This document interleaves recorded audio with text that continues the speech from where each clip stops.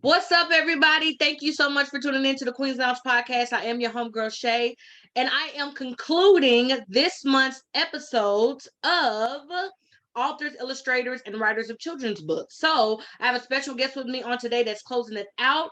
I'm going to bring her in so she can introduce herself and let you all know who she is. Yes, please introduce yourself to the people.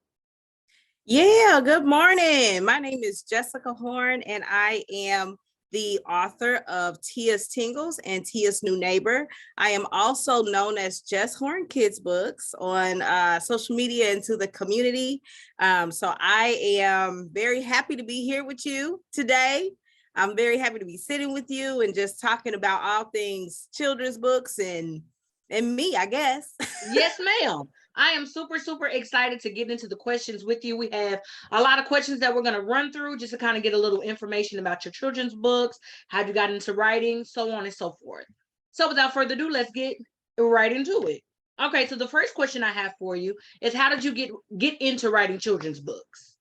Yeah, so I've actually been writing probably since I was maybe in like 5th grade. I really enjoy reading.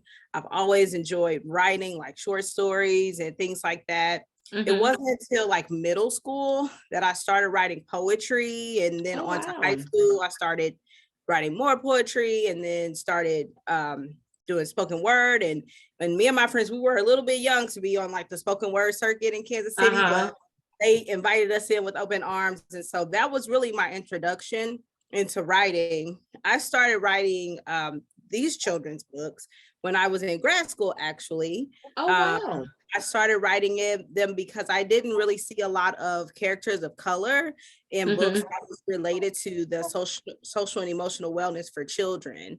And so that kind of ignited that in me, because I wanted to see more inclusive books. And also a lot of counselors, teachers, educators, and things of that nature, they really use books to kind of gauge a kid's worldview and kind of gauge who they are and try to help them through all of that, anything that they're going through or what they want to learn. And I just wanted to make sure that there were children of color in those books so that they can see themselves. Love that. You know what I'm starting to see more and more as the years go on, and as we as people, our culture, as we start to navigate and try to find where we fit in, and I don't even want to say where we fit in, to find our place where we belong, because we absolutely belong there. I'm starting to see more and more of us paving the way to have more inclusivity, and starting to see whether, no matter what profession it's in, no matter what it is that we're deciding to do, but the fact that there is one of us that is a representation of, this is where we can be, this is where we can set, our place in the world up. This is where, children can see, and other people can kind of have a pathway to look at, in case this is something that they want to follow. And because they look like me, because they come from, possibly the same background, the same upbringing, the same teaching, I'm loving the fact that I'm seeing more and more of that, more and more, seeing more of us, and not just what, people feel we should be. The basketball and the rappers and all of that, that's good. But there's, other things that we can put our blueprint on. Yeah. And I'm starting to see that more and more. So I like that. Yeah. So you currently have 2 books out. So how did you come up with the titles for your books? So Tia's Tingles, when you're like fidgety and you can't keep still. Well, I don't know about you, but like when I was a kid, probably now still, I know now still, I get fidgety and it's hard for me to keep still. It's hard for me to focus at times. So I said, what's a nice word that could relate to the way that kids talk and the language that they use that would resonate with them when they're thinking of, them not being able to keep still, or, what could really define all of that in one. And so I thought to myself, tingles. That's a good, I like that. I like the title. Yeah. So that's how Tia's Tingles came about. And that's actually how Tia was born, just period. She is my main character, and she is the character that I use as I go throughout the series. I'm only on book 2, like you said. Well, that is out. I'm working on book 3. So that will Awesome. be hopefully coming out. And so Tia's New Neighbor was just a continuance of the Tia series. And Tia's New Neighbor, of course, is about her befriending a neighbor. Okay. That's really how that title came about. And that neighbor is just a kid who really struggled with communication and social cues and Mm-hmm. really connecting with other kids. And so Tia and her friends helped to engage him in that type of friendship. And they also learned that everybody is different in that book. Yeah. So that is where that title came from. That's awesome. I love not only children's books that demonstrate or not only children's books that show them and show them in a different light, but I also like children books that are teachable. Yeah. That there's a lesson in every book that a child picks up. I love that it's something that they can kind of grasp or take something from that they don't already know or get a little bit more information on if they didn't know. So I love both titles. Both titles are really, really good. You're welcome. So being an experienced writer and being knowledgeable about different techniques and different ways of writing, I know that you have come across writer's block. Yeah, I So have. how do you get past that? You know, everybody is going to come and stumble upon a writer's block. Like Mm-hmm. for a writer, that is just something that you have to just know is going to happen, right? And you have to give yourself grace with that. You have to give yourself faith that Absolutely. it's going to happen. Sometimes you have to step away, Mm-hmm. take some time, do something else, and then really get recharged and Yeah. back into the swing of things. Sometimes you have to go to maybe a place that has to do with the theme of your book to get some more inspiration It's about a it, good idea. making up a routine, something like that. But making sure that you come back to it Uh-huh. always Absolutely. helps. And that's where a routine can definitely help. A routine and a schedule can definitely help because it helps you to really come back to it. Because there can be times I can go for months and I'm like, uh-oh, I really Uh-huh. need to get back into the swing of things and Yeah. start writing on the book. That's Yeah. awesome. So how long does it take you to write a book? Probably longer than any other writer. I think, let's see, I started writing Tia's Tingles in 2014, and I Uh-huh. didn't publish Tia's Tingles until 2017. A lot of that had to Wow. do with, a lot of that was fear-based. A Uh-huh. lot of that was just, worry about how to do it, who can I ask for help, what do I ask in order to get help. Now a lot of that is just about life. I am Uh-huh. a mother of 2, and I also Yeah. work. Yeah. So really juggling life, and so it can take me a bit of time, what about a year, about a year, Okay. about a year or so to get through a book, but That's awesome. Okay, so my next question would be after getting through writer's block, taking the time out to get characters and the plot and what you want to write about, getting it all written down, you have to have something where it's visual for the kid to be able to look at. So that's where illustration comes in at. So are you the type of writer that likes to be hands-on with your illustrator?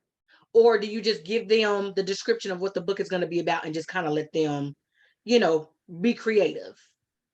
so I had the privilege of meeting my illustrator, Mal. Her name is Mal Flowers. She goes by M Flowers in her illustrations. Okay. And once we connected, I never let her go. So she stuck with me, and she is my mom. She knows that. But we very much partner up on the illustrations. I do let her do her thing because I trust her with Mhm. Tia and the creation. She will ask me, does this look good? Does that look good? Is this how you want it? But I think it is very important to really align with the style of your illustrator. Really look into when you're looking for an illustrator, really look into what that illustrator has to offer, their style, Mhm. how long they've been doing illustrations, if that is something that you like, how they work with a author, because there are illustrators who are not very hands-on. I mean, like they're not really into the whole communicating all the time. It's like, I Uh-huh, type of tell me thing. what you Mhm. want, I got it. Let me do And it from so there. Yeah, so you really have to get an idea of their style in order to see if that's something that aligns with what you need and what you want. And I just happened up on an illustrator who we just connected like that from the beginning. And so I do hope to work with other illustrators in the future. Okay. However, she is Tia's other mom, and so she will probably handle Tia. Yes. So Absolutely. Her and Tia have a relationship. yes, And we don't want to interrupt that. Bonded. Absolutely. Absolutely. Okay, so are you the type of writer that only wants to collab with someone that's in the same area as you? Because all the other ladies that I've interviewed that have been on the series of the illustrators and writers and things like that, a lot of their illustrators are not even in the same town, which I feel is so amazing to be able to be that creative kind of and that goes for the communication part of it, but be so creative, be so attentive to the words that they're hearing from the author, and to be so spot on with the illustrations, the way it connects with the books.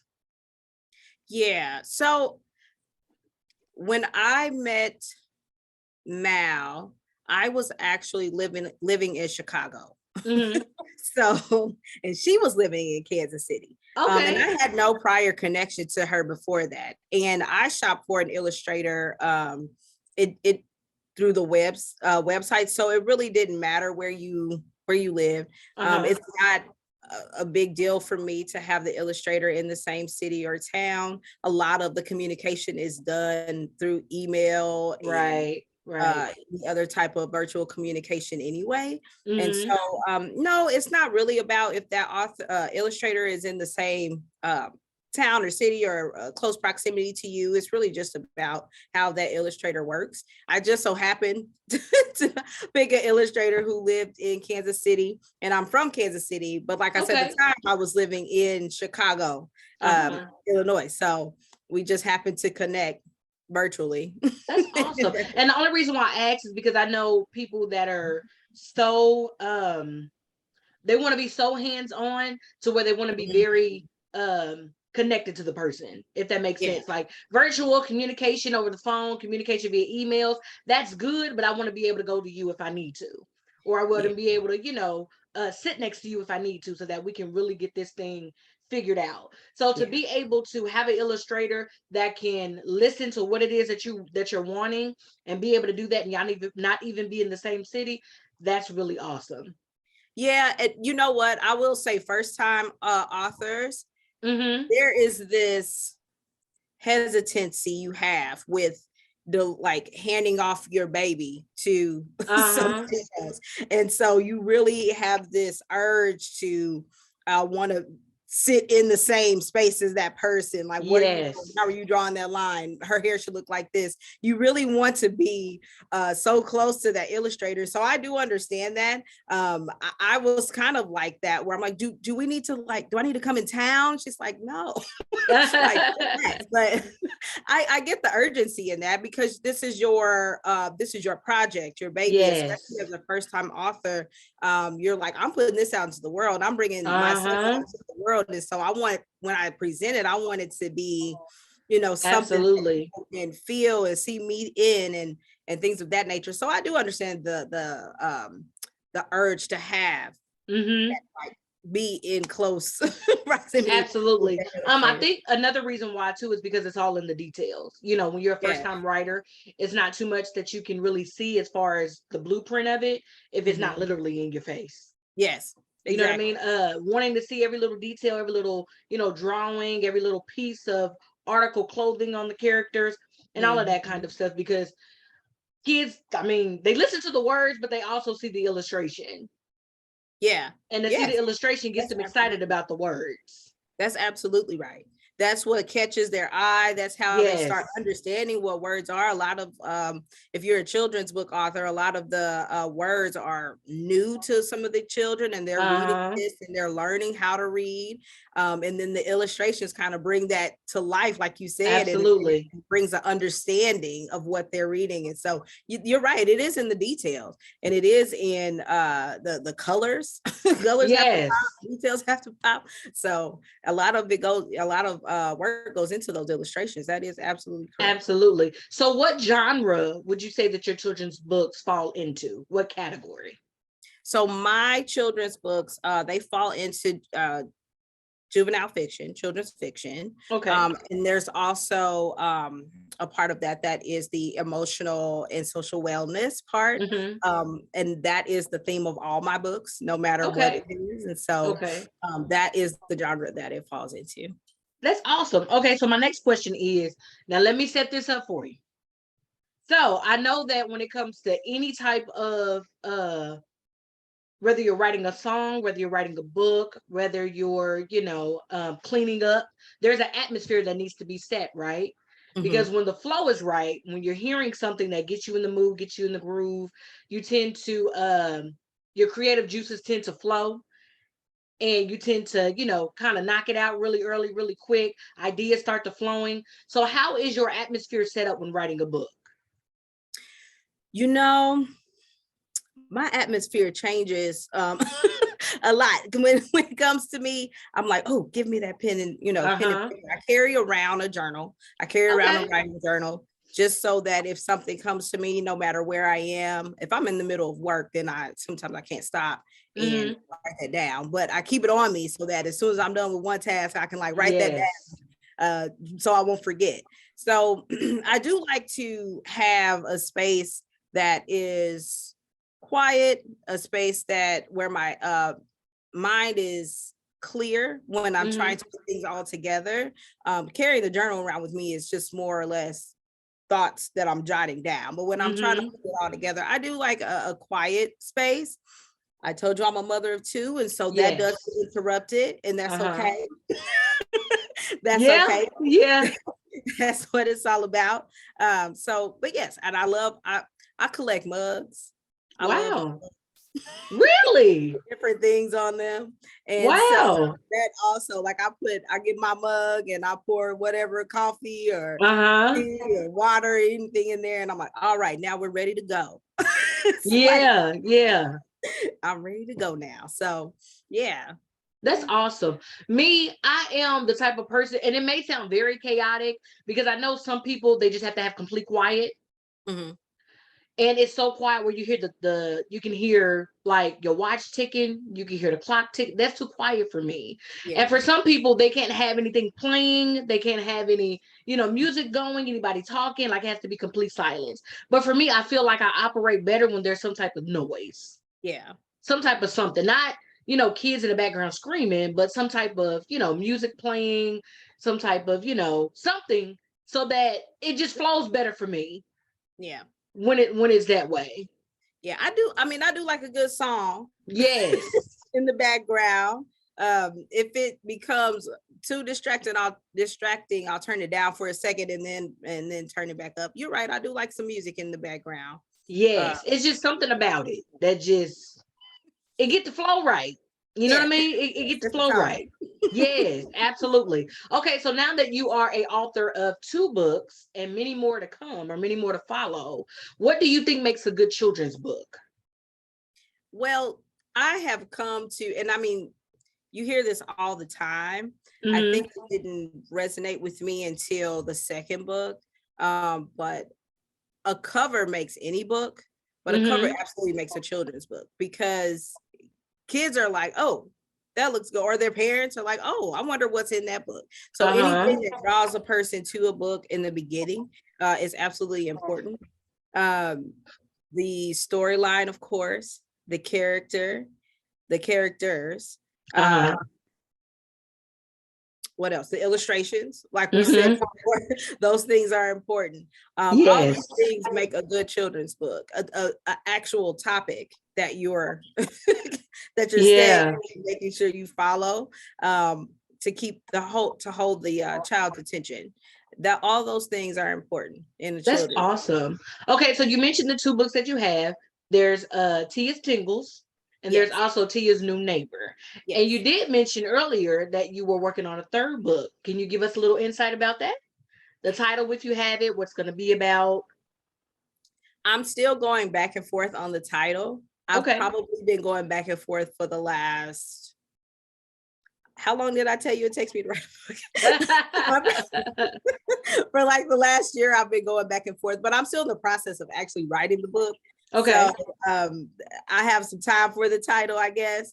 But I do know the idea of the book, and Tia is still in there, of course, as she meets a new friend. Yes. And she's also there's going to be some turmoil, if you will, between her and the person that she's meeting. But the story will take place at a new setting. It won't be at a home. It won't be at anyone's home. And so I just hope that everybody enjoys it as much as they've been enjoying Tia's Tingles and Tia's New Neighbor, and they're able to follow Tia. She is going to be a little bit older in this book. Okay. So yeah, Tia is lots of fun. She's an energetic lady. Okay. She likes making new friends. Yes. Like most kids do. Yes. Yeah. Like most kids do. Mm-hmm. That's awesome. I love the fact that that our kids have someone that they can actually read about. I'm glad to see that it's a lot more of us in these books. That's really, really great. I really, really, really like that. I've had when I go do read alouds, kids will say, "Is this book about you?" I'm like, it's about all of us. Yeah. Yes, it's about me, and it's about you too. But yes. You know, so I really enjoy that kids have started to see themselves in Tia. Little girls have seen themselves in Tia, and boys alike. So awesome. Not just one gender or the other. Yes. Mm-hmm. That's awesome. Okay, so my last question would be, now, are you going to stick with children's books, or are you going to kind of dabble or venture off into adult books? I would like to stick with children's books. Okay. I think that just is my niche right there. Mm-hmm. If I do move forward into adult books, I don't know. I would have to give that some thought. I'm not sure. I'm not okay. I'm not sure. If I moved up an age group, it would be adolescents. It would probably be young. Gotcha. Not adult books. So okay, awesome. Now I got one more question. I said that was my last one, but this is really my last one. Okay, do you have any future collaborations? Like any other I know you mentioned you wanted to work with some more illustrators. Any other authors that you may want to, write like a co-book with? You know what? I'm open to the idea. I don't have a specific author in mind. The only illustrator I have in mind is a friend of mine from college who I have been trying to get he's really good. I've been trying to get him. He's very busy. That's why he's really, I'm sure. He's very busy. And I've been trying to really get him to go in with me, partner with me on a different book. And so I'm hoping that comes to life. But that's the only partnership that I have in mind right now. I am open to working with other authors. I am a part of Urban Lit. And so, so I am really gung-ho about knowing other authors and inviting them in and making sure that they have a space to get their books out there, making sure they have the resources that they need, the knowledge that they need. If I can be of any help, that is what I hope to do as a partner at Urban Lit. So that's awesome. That's really, really awesome. Okay, so I know that it's really good to have like things that go additional with the book. So do you have, and what I mean by that is, do you have like any bookmarks? Do you have like any pencils and erasers, like anything that's gonna come as a bundle when they purchase the books? Or like, future books, that's kind of what you'll add to it? Yeah. So in the back of every book, Tia's Tingles or Tia's New Neighbor and the Tia book, there are some worksheets and resource pages in the back of the books. Those pages really walk you through and they help for the adult in the room to engage the child or the children that they're reading to. And also because these books are tools to navigate the language for kids about behavioral health and about emotional wellness and those things. those pages help to kind of navigate those discussions and get children really involved, and hopefully understanding. And if they have any more questions, then hopefully that's what those worksheets kind of really help to demonstrate, that you can ask questions about these things, and you can have space to feel how you feel and have your own opinion as well. So that is what you'll find in the back of each book. And then when I do like pop-ups and things like that, I bring different material with me, like pens and little fidget toys and things of that nature. So stickers. So I have those things. That's awesome. Are in the back of the books. That's awesome. Okay, so before I let you go, we got to put the information out there so that people can flood your timeline with purchasing your books. So please let everybody know where they can purchase them, where they can hear you read live, all that good stuff. Yeah, so you can find my books and the links to purchase them on my website, www.jesshorne with an E, kidsbooks.com. You can also find me on Facebook at Jess Horne Kids Books and on Instagram at Jess Horne Kids Books. You can just Google at Jess Horne Kids Books and I should pop up. Okay, awesome. Pop up. So yeah, you can find the books on Amazon, Target, Walmart, like those things online. So yeah. That's awesome. Well, Ms. Jess Horne, thank you so much for taking time out of your day to come and hang with me at the lounge and let us know a little bit about Tia's Tingles and also Tia's New Neighbor. I'm excited to purchase those books for my son. He's only 8 months, but hey, he's listening. He's definitely listening. So I definitely want to put that kind of into his ear and, have him listen to it. And although he's looking and, he appears to see what's going on, he doesn't really know, but I'm excited to add those to his collection of books. That he has books that, is a representation of him, and they are written by, not only women, but women of color. Yes. So I absolutely love that. But thank you so much. This will not be the last time I invite you on the show. I appreciate your time. Is there anything else you want to say to the people before I let you go? Thank you for always supporting me. If you are a listener who has supported me, thank you for wanting to support me. If you are a listener who wants to support me, and also support all your local authors, support your local bookstores and any independent bookstore that you come across. That is also one of my favorite things to do, is go to different cities and visit the independent bookstores. So please visit them if you can. Absolutely. Well, once again, Ms. Horne, thank you so much. And I will be in touch soon with some future events that or future podcasts, things that I'll be having on the show. And I would like to have you included in those. So I'll be in touch with you. All right. Awesome. Thanks so much. And it was really good to see you. Enjoy the rest of your day. Thank you. You too. All righty. Thank you. Bye-bye.